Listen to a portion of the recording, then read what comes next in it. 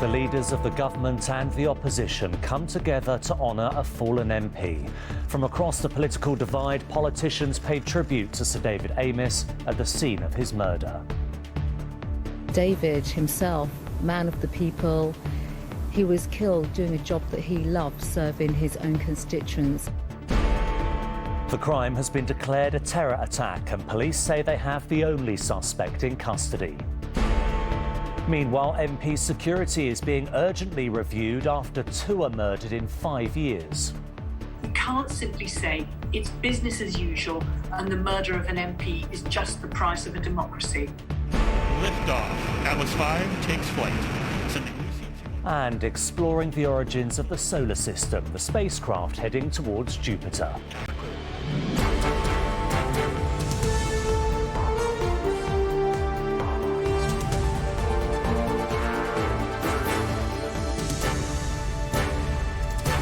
This is ITV News with Duncan Golestani. Good evening. In the town, Sir David Amess never stopped championing. Today, a stream of tributes from party leaders to the constituents he died helping. Boris Johnson was joined by Sir Keir Starmer in laying flowers outside the church where the 69-year-old was killed yesterday.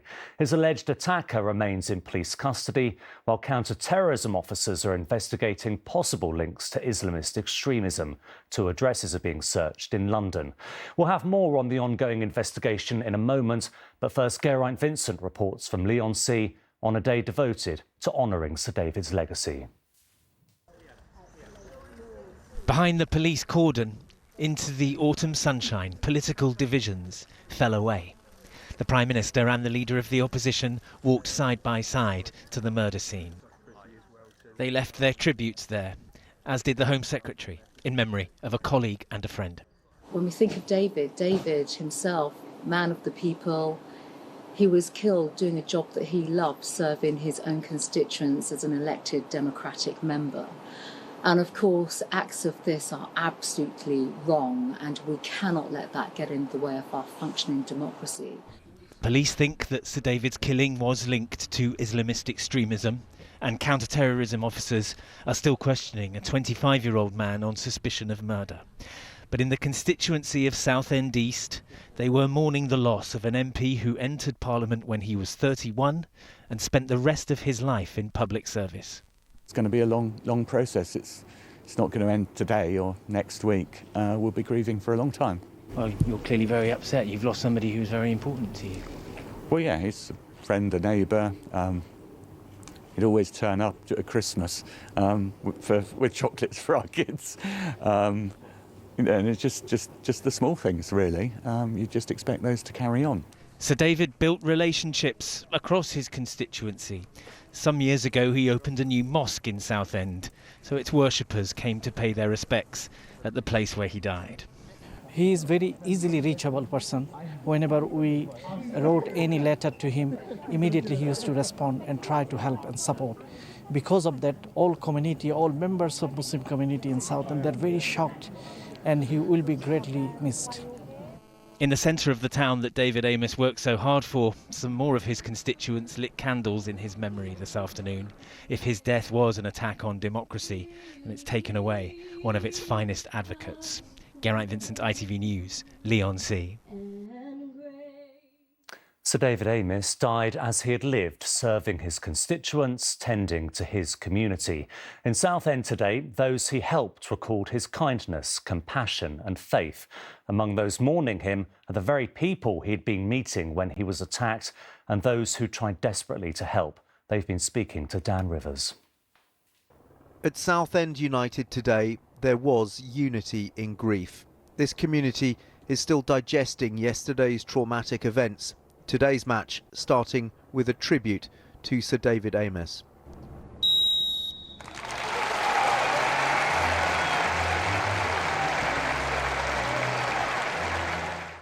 Near the church where he was stabbed multiple times, those whose lives he touched continue to arrive to pay their respects. We feel like we've not only lost our MP, but we've lost a friend, and it means a great deal to us. Among those who were the last to see Sir David at the constituency surgery where he died was Leah Pepper. It just didn't seem real. Even now I keep replaying it in my head, and it's devastating. And looking back on it now, how are you feeling about what went on? I just keep more thinking about how he was when the man came in and the girls that were there with him. How awful that must have been. This great guy here, this man who's become a member of our own family. Father Jeff Woolnough was today leading services remembering his friend, Sir David. He was on the scene just minutes after the attack. I dashed up there because wondering if they would need a priest, because Sir David is Catholic and it would normally be our tradition to give the last rites to the dying. At that point I didn't know what was going on, like everyone, but the police in their wisdom wouldn't allow me entry because this is a crime scene that's turned out to be terror related, so I do respect that and understand that.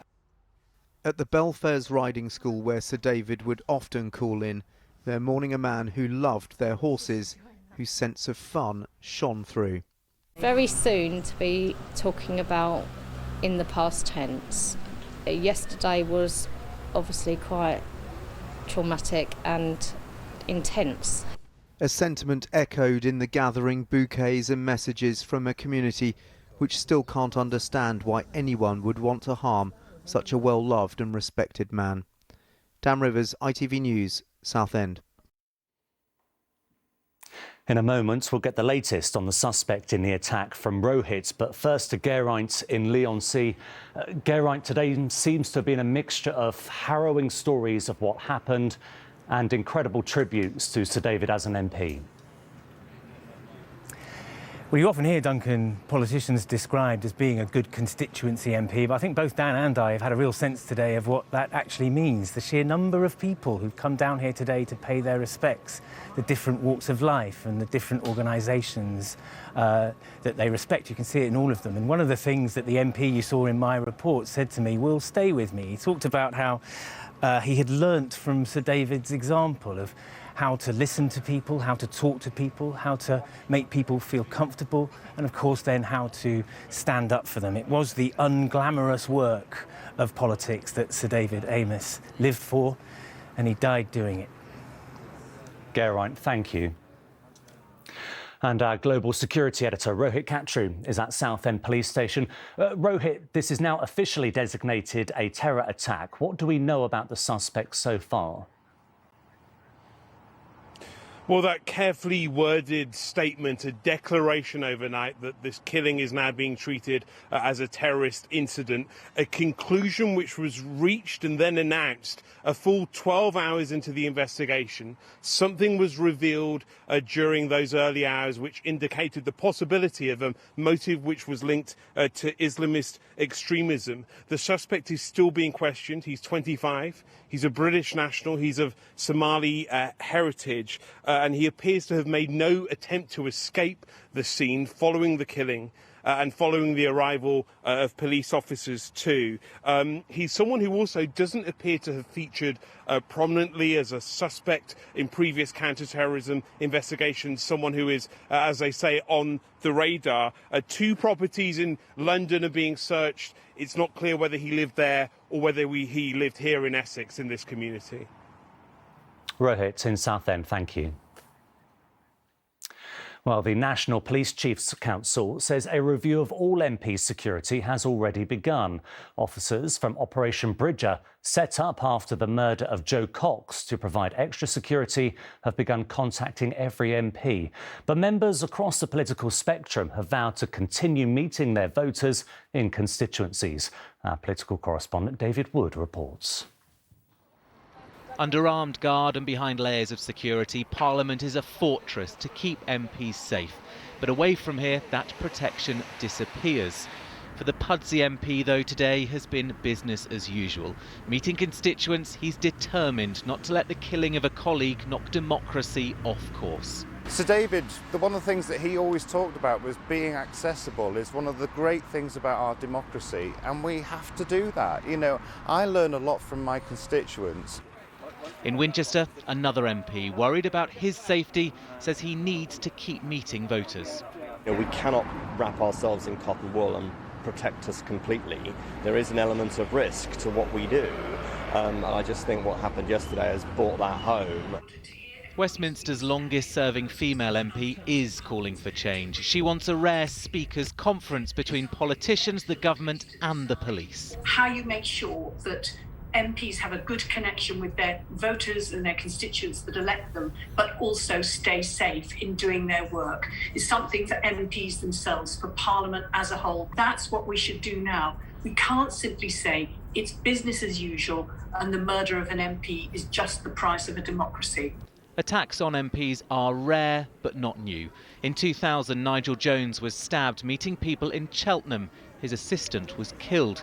So his successor had to boost security. The way we designed the office, and particularly the area where I met constituents, was conscious of security. And so there was a table between myself and constituents. My caseworker and I had a side exit where we could get out very quickly. On Monday, MPs returned to the protection of Parliament. They'll pay tribute to Sir David Amess and once again be forced to examine the brittle balance of being accessible and safe. David Wood, ITV News. Moving on now, and the Ministry of Defence has confirmed that a soldier has died in a training exercise on Salisbury Plain. The incident happened in an area where the Army carries out regular training exercises and is reported to have involved a tank. Wiltshire Police are now investigating the death. Nazanin Zaghari Ratcliffe has lost her latest appeal in Iran, meaning she could be sent back to prison at any time, her MP has said. The British Iranian has been held there since 2016 after being accused of plotting to overthrow the government. And the former Health Secretary, Matt Hancock, will not be a UN Special Envoy to Africa. There was criticism of his appointment, but he says it's fallen through because he wants to remain an MP. Sports, and in the Premier League, Manchester United lost for only the second time this season, 4-2 at Leicester. Elsewhere, Liverpool's Mo Salah scored one of the great Premier League goals, a fantastic solo effort, beating several Watford players before finding the net at Vicarage Road. Liverpool keep their unbeaten record, winning 5-0 to stay top. And finally, NASA has launched a mission to reach some space debris thought to be left over from the formation of the solar system 4.5 billion years ago. The spacecraft heading to the so-called space fossils is called Lucy, after one of the earliest human-like fossils. And that earned the mission a special musical send-off, as Carrie Davis explains. 3, 2, 1, 0. Liftoff. Leaving Earth in a blaze of light.